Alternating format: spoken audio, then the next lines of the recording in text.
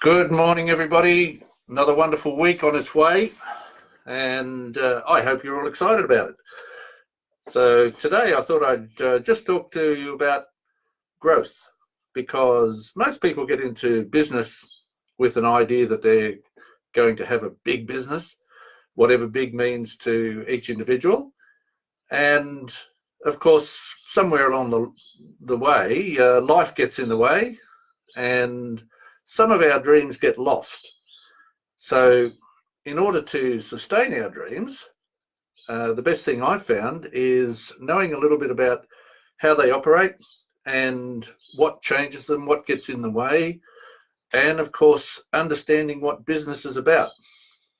We've got over 2 million small businesses in Australia, and according to the Australian Bureau of Statistics, 65% of those will fail within the first 3 years.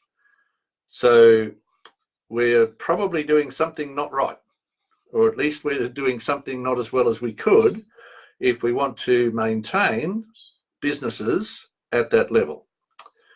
So how are we going to do that? For those of you who know me, know that planning is seriously important in my world.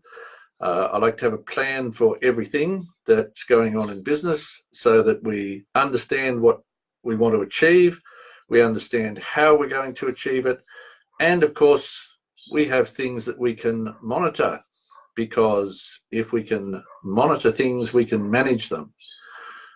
Now, according to a study done by the Harvard Business Review some time ago, there are 5 stages of business growth, and notwithstanding that a business might be in this industry or that, or it might be this big or that big, everything breaks down to these 5 stages of business growth in every business. And it starts out with existing. So that probably means that we have a viable income stream rather than failing after exhausting our initial capital. So if we're able to get to that stage of existence, that is, we're still in business after we've run out of our existing initial capital, we've probably done good, and we should be patting ourselves on the back. And then we move into the stage that the Harvard Business Review called survival. So essentially what's happened here is you've proved your existence, and now we've got a choice, because we can either stay here, which is break even or just above, or we can generate enough revenue to fund growth and grow into something more viable. Now, if we choose to do that, of course, we move into the stage that Harvard Business Review called success. Now, success, of course, as we know, is very different for each individual. From one person to another, success has a different meaning.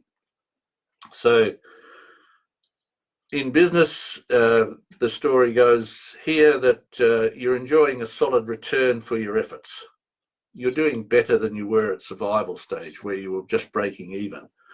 So once again, there's a choice. Do you sit back and enjoy, or do you go for further growth?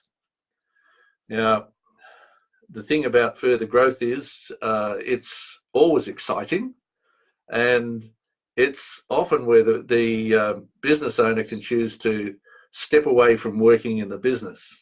Now, that, of course, is very appealing to a tremendous number of people, to have a business that operates by itself. And some folks find themselves caught in their business, can't get away. It requires strategic thinking. It requires strategic planning to make sure that your business is capable of doing this, to allow you to step back, and you can spend less time in the business and spend more time on the business. You've probably heard that phrase a lot, working on the business instead of in the business. Now, working on the business is critically important, because otherwise your business is probably running you instead of you running your business. So working on the business, seriously important. And if you do choose to go past that stage of success, you move into what the business review called Takeoff. Now, I like to think of what they call takeoff as sustained growth, and usually sustained rapid growth. And that can be very difficult to manage. And to make sure that you're able to manage it correctly means you have to have a clear path mapped out. That means a plan. So you need key systems, you need procedures, and you need to be watching those all the time to make sure that everything is happening the way that it should be. And this, of course, is where you step away from day-to-day operations. The next stage, the fifth stage, is maturity. You've got a stable, proven and experienced business, and it holds a position of recognition in the market. But of course, it still has challenges. Every business has challenges every day. This is where you've got to stay focused on staying ahead of the game rather than thinking about what might have happened in the past and how well you've done. You've got to recognise future opportunity and take advantage of those future opportunities. So with all of this, the 5 stages sounds pretty simple. And when you break it down to that level, of course it is. But how do you make it simple in the real world? It's all about planning. Planning is key. And how do you know if you've got the right plan? I like to think of the right plan as being a relevant and workable plan which identifies and excludes barriers, and most importantly, clearly and simply identifies the key activities which will deliver your desired outcomes. If your plan does that for you, you should be able to excel in your business.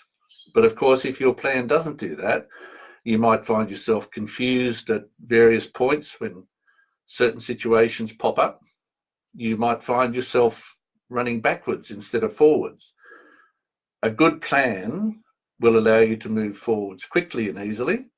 And if you don't have a good plan, remember that any plan is better than no plan at all. But no plan not worked is not much help. So let's get planning, get it underway, grow our businesses, and stay ahead of the game. See you next week, people. Bye.